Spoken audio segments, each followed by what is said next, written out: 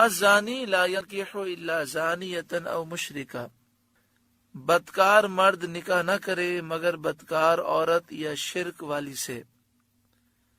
والزانیۃ لا ينکحها الا زان او مشرک، اور بدکار عورت سے نکاح نہ کرے مگر بدکار مرد یا مشرک۔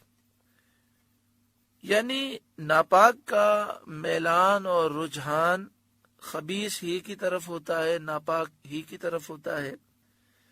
جو نیک لوگ ہوتے ہیں ان کو خبیثوں کی طرف، ناپاکوں کی طرف رغبت نہیں ہوتی۔ شان نزول یہ ہے کہ مسلمان جو ہجرت کر کے مدینہ شریف آئے تھے وہ بالکل نادار تھے، نہ ان کے پاس کچھ مال تھا، نہ ان کا کوئی عزیز رشتہ دار تھا، اور بدکار مشرکہ عورتیں دولت مند اور مالدار تھیں۔ یہ دیکھ کر ایک مسلمان کے دل میں خیال آیا کہ اگر ان سے نکاح کر لیا جائے تو ان کی دولت کام میں آئے گی۔ سید عالم صلی اللہ علیہ وآلہ وسلم سے انہوں نے اس کی اجازت چاہی تو اس پر یہ آیت کریمہ نازل ہوئی اور انہیں اس سے روک دیا گیا۔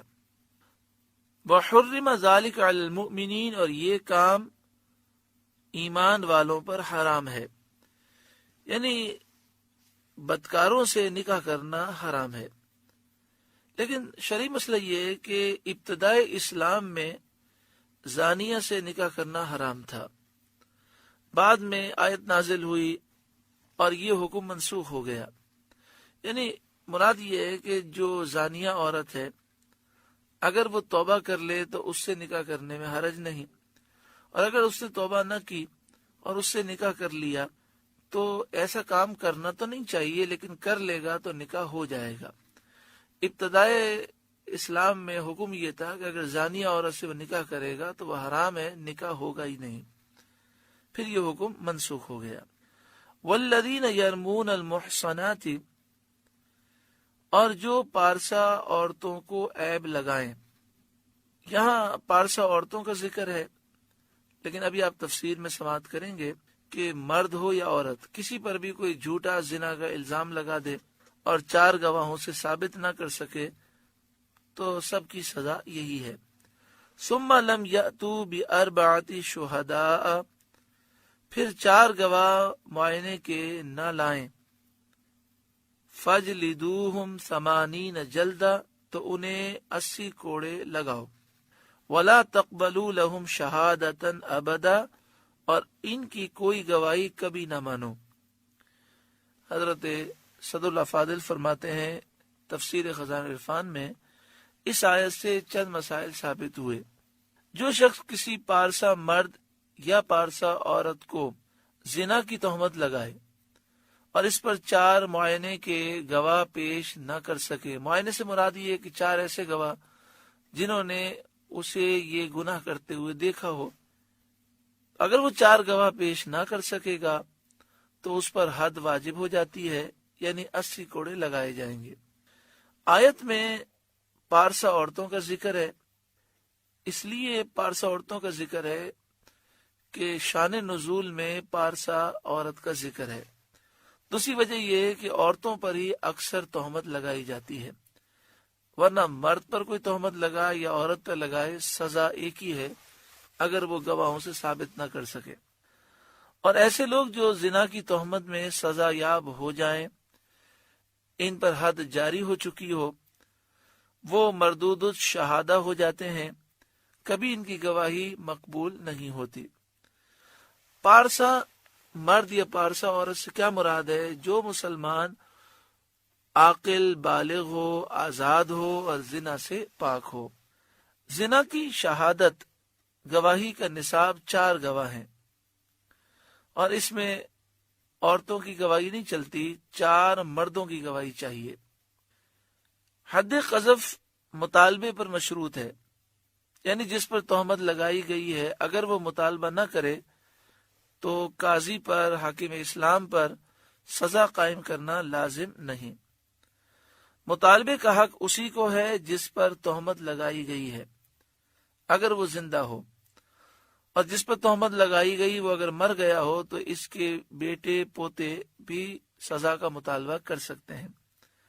غلام اپنے آقا پر اور بیٹا باپ پر یعنی اپنی ماں پر زنا کی تہمت لگانے کا دعویٰ نہیں کر سکتا، اس وجہ سے باپ کو سزا نہیں دی جا سکتی۔ قذف کے الفاظ یہ ہیں، حضرت صدر الافاضل یہ الفاظ لکھتے ہیں تفسیر خزائن عرفان میں مسئلہ نمبر 7۔ قذف کے الفاظ یہ ہیں کہ وہ صراحتاً کسی کو یا زانی کہے، یا یہ کہے کہ تو اپنے باپ سے نہیں ہے، یا اس کے باپ کا نام لے کر کہے کہ تو فلاں کا بیٹا نہیں ہے، یا اس کو زانیہ کا بیٹا کہہ کر پکارے، اور ہو اس کی ماں پارسا، تو ایسا شخص تہمت لگانے والا ہے اور اس پر تہمت کی سزا آئے گی۔ اگر غیر محسن کو زنا کی تہمت لگائی، مثلا کسی غلام کو یا کافر کو یا ایسے شخص کو جس کا کبھی زنا کرنا ثابت ہو، تو اس پر یہ تہمت والی سزا قائم نہ ہوگی بلکہ تعزیر واجب ہوگی۔ تعزیر کا مطلب یہ کہ قاضی 3 کوڑے سے لے کر 39 کوڑے تک جتنا چاہے اس کو مارے تاکہ وہ آئندہ کسی پر جھوٹا الزام نہ لگائے۔